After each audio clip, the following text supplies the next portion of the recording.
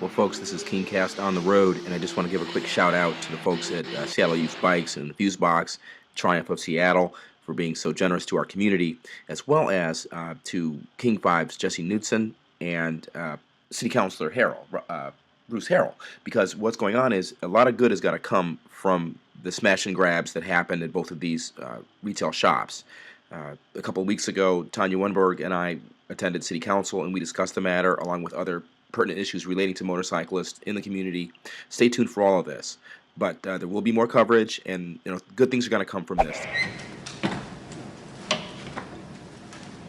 May it please the council, most of you are aware of my background in law enforcement and real estate as an attorney. I come here before you infrequently, but when I come here, I appreciate the fact that you take my comments to serious consideration. And I have something for you today. I'm going to outline the problem and a possible solution.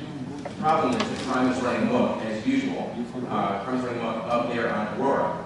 We have just started a year ago when I came before you because my motorcycle had lit on fire, and the fire department and the city police department promised to do something. They promised forensics, they promised everything. But in the end, they had Peter Clay and nothing happened. So, who did help me? Triumph of Seattle, who at the time was in Linwood, and Seattle Youth Bikes, which is in town here on Aurora. Now, these companies have brought substantial tax infrastructure to the city without asking for waivers like some of the big corporate critters. And Dave Roosevelt, years ago at Ducati of Seattle, built that up. And now he's back doing the other thing independently. And we had Triumph of Seattle move down here from Linwood, employing between at least a dozen, maybe 2 dozen people, and providing sustenance to the city. But the problem is that they are being confronted by meter maids who are harassing, especially Ms. Roosevelt, over parking on a sidewalk in a commercial area that no one uses. I guarantee you there are no complaints about that area. And she was offensive to him and rude to him. And I'm thinking, wait a minute, let's look at the larger picture here. Look at Aurora Avenue itself. We have upstanding merchants here who are giving back to the community, having community events, doing the right thing, and employing a couple dozen people, all right? And it's not right, so the priorities have to be shifted back. Because a year ago at this time, I was getting a ticket for being 8 inches over the line. While nothing happened with my burned out motorcycle. Who helped me? They did. So the solution in brief is for someone here on the safety committee to get with David Roosevelt and discuss a resolution as soon as possible. That's all. Thank you.